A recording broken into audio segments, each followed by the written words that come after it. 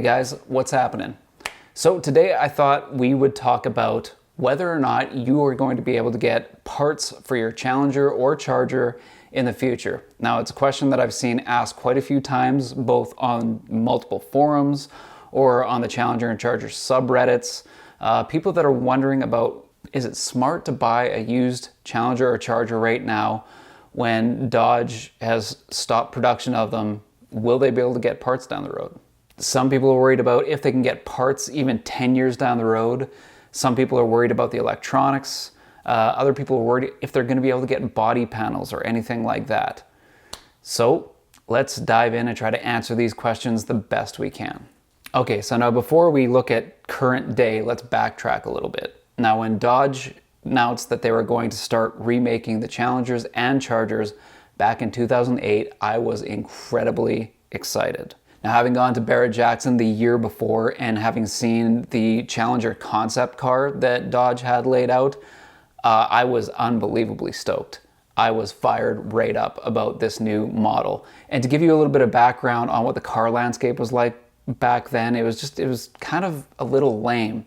The Camaro had stopped production. Ford had just come out with a retro Mustang, which is probably the coolest thing that had really happened to the car scene at that point. GM had just announced that they were going to kill Pontiac, so the GTO and the G8, any somewhat cool vehicles that they had were all kind of dying off. There really wasn't a lot of style in the early-ish 2000s, like the early mid-2000s, approaching mid-2000s. Everything was really kind of bland. Nothing really stood out. So seeing this Challenger in person, in the flesh at Barrett-Jackson, it was like a punch in the face. It was like Dodge nailed it, and everybody knew it. Everybody was immediately excited about it. Automotive journalists, everybody was stoked about this car. Now, standing there and staring at this car behind the velvet ropes, I made up my mind right then and there that I was going to buy myself a Challenger. In 2009, when the full lineup came out and the RT with a 5.7 Hemi was available, that's exactly what I did.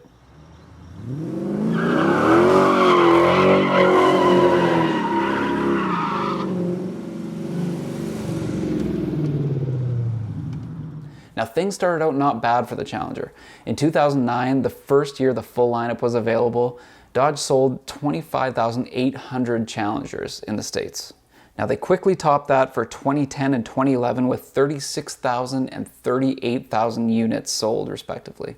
And by the time 2014 rolled around, those figures had jumped up to 51,000 units sold. The first subset of the new generation of Challenger had sold over 254,000 total units. And then in 2015, with the introduction of the SRT Hellcat and a slight refresh of the exterior and a new interior design, those sales figures jumped up yet again to 61,000 units. In fact, from 2015 on, Challenger sales stayed in the 60,000 unit a year range until the very last year when they finally dipped back down in the 50,000 range. In total, this new generation of Challengers sold over 806,000 units between Canada and the US.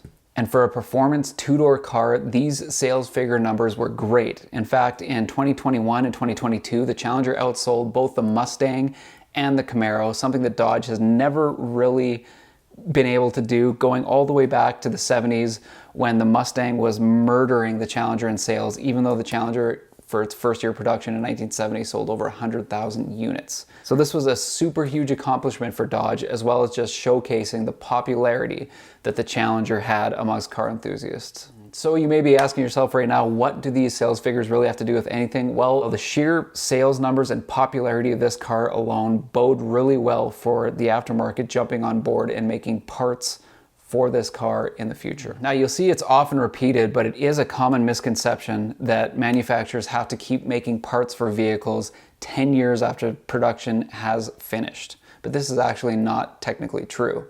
They have to keep making parts available for the warranty period of a particular model.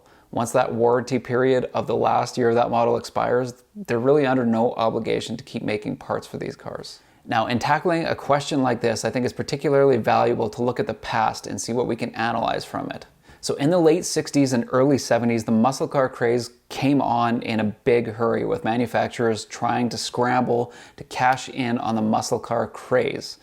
Every single manufacturer and every division had their own muscle car at the time, and they were scrambling to get their model out as quick as possible to the public to meet the incredible demand that everybody had for sporty two-door big V8 cars that were basically rockets. Now, Dodge was a little bit late on this trend, as the Challenger came out in 1970, which was years after both Chevy, GM really, and Ford came out with their own versions of muscle cars years and years before the Challenger came out. So they were already late to the game.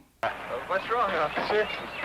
Boy, you in a heap of trouble. Now, one thing that Dodge couldn't have been able to know at the time is that there was an oil crisis on the horizon in around 73 or so, where suddenly oil embargoes and insurance rates went hand in hand to try to kill the whole muscle car era as we know it. The original golden era of muscle cars. For as much as it cost a manufacturer to research and develop and put out a new model, Dodge only had the original Challenger out for 4 model years. And just as quickly as muscle car fever caught on, it ended just as fast. Poor gas mileage was out, and so were the muscle cars.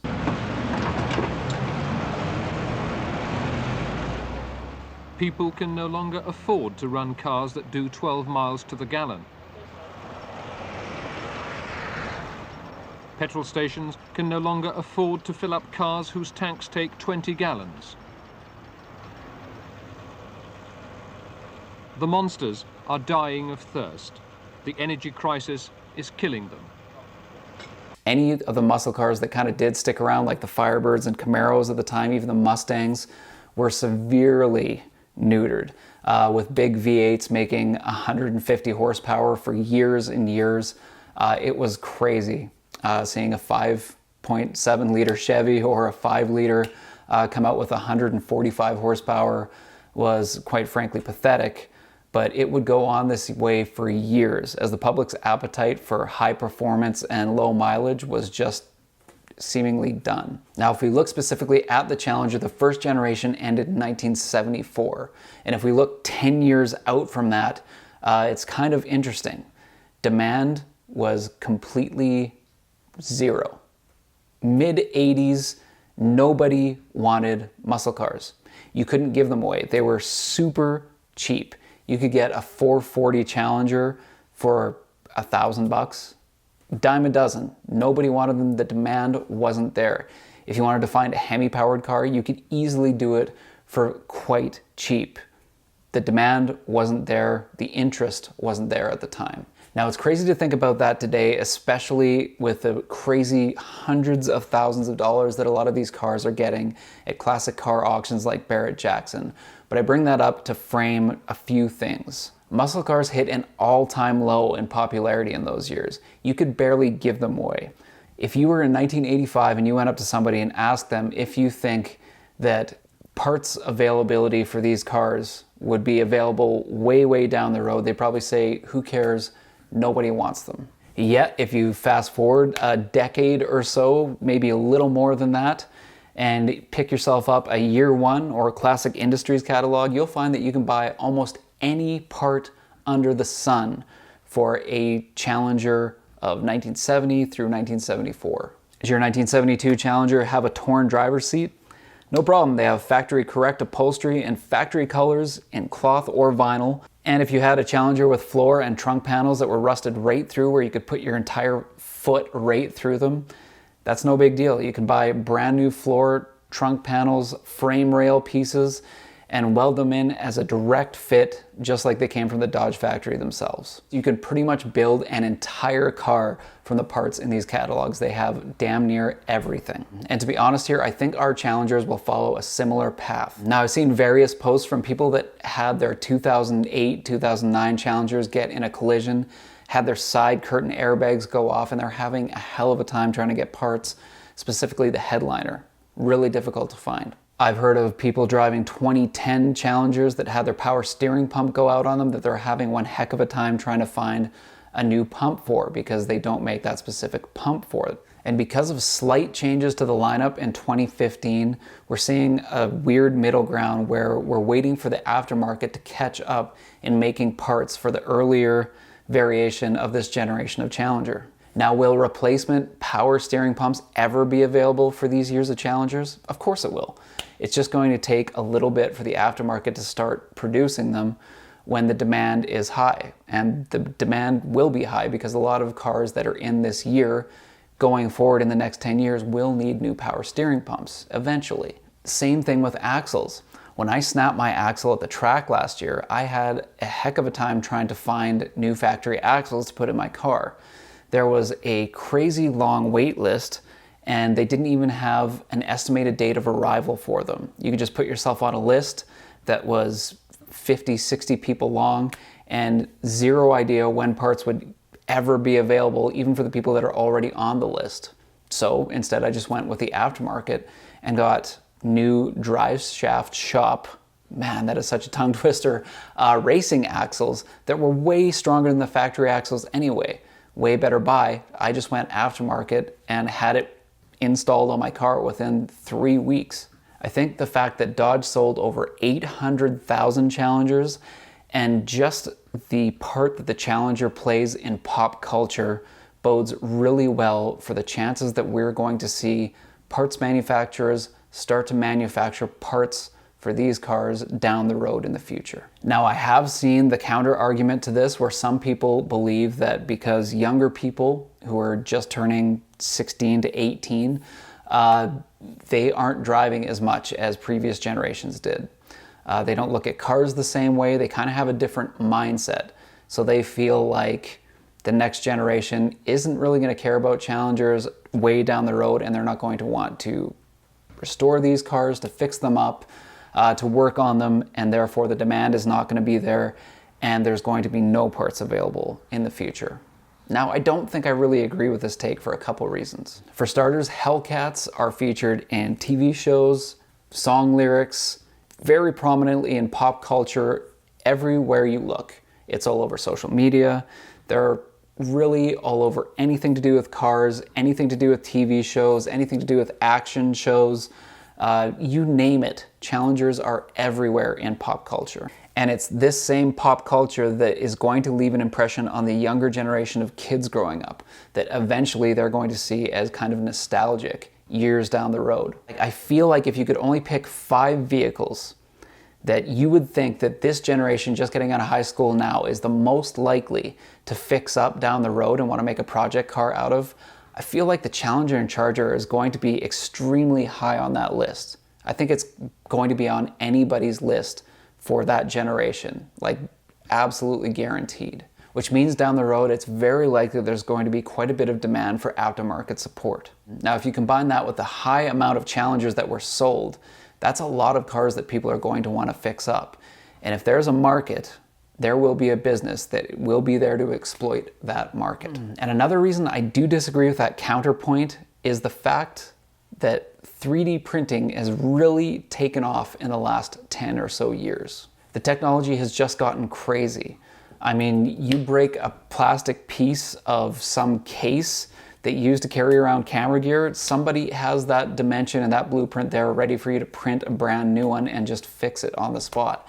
The technology really is crazy. And not only that, right now your ability to 3D scan things, even just your ability to 3D scan things with your phone, in the future that's going to bode. I bet you'll be able to 3D scan something with your phone and then have those dimensions, fire it off to a printer and be able to replicate pieces that you require. If, for example, you have some interior parts that may have deteriorated and you want a new one, you might just be able to 3D scan that, send that to a printer, and bang, you've got a new piece ready to go in 5 seconds. The technology really has jumped forward huge in the last little while, and I really believe it's going to get better to the point that we'll be able to just make our own parts at some point. Now, over the years, I have thought about selling and upgrading my Challenger to a new Hellcat or something like that, but having my car paid off and no car payments, as well as just the nostalgia that I have for this car and all the great memories I've had with it, has kind of stopped me from doing so. Now, does that have me stressed out or worried about driving my car, or if it's worth it to still keep my car? No, absolutely not. Like, not even a little bit. For one, most parts that you could ever possibly want for your car, you could get them off rockauto.com right now. Go to Rock Auto, they have almost any part that you could imagine for your car. Even the cradle, when I snap my diff mount, I could get a bunch of different options for new cradles. Well, maybe not new ones, but used cradles coming off other cars that were in perfect condition. I could get a new cradle, subframe parts, you name it. You can get almost anything off Rock Auto. Like I say, exploiting the fact that there were so many of them built, there's still parts available for cars that had been in wrecks and parts cars, and that will be that way for quite a while. So for all of you out there that might be looking at the 2008 to 2014 Challengers and thinking to yourself, it might make a really awesome project car, a weekend track car, or just a cool car to own, I'd say don't let the no warranty, no deal crowd scare you off. Don't listen to them. There are a ton of cars in this year range that are just in amazing shape that would make great cars. Don't let that sway you. Plus, they're a little less in demand than the 2015 and up cars, so your chances of getting them with a really good deal are high. If you're on a budget, this might be a great choice for you if you were looking to get into a Challenger. So in closing, guys, I wouldn't really be too concerned about parts and parts availability for these cars. Especially down the road, once year one in classic industries and catalogs like that do start making parts for this generation Challenger, honestly, guys, you're going to be able to find literally any part you could ever imagine on these cars, recreated to factory spec. You're going to be able to fix the cars. Don't give up on them. Parts will be available. Even if you don't have the greatest luck getting brand new stuff right now, parts are still out there. Don't let it get you down. Anyways, guys, thanks for watching, and I'll catch you later.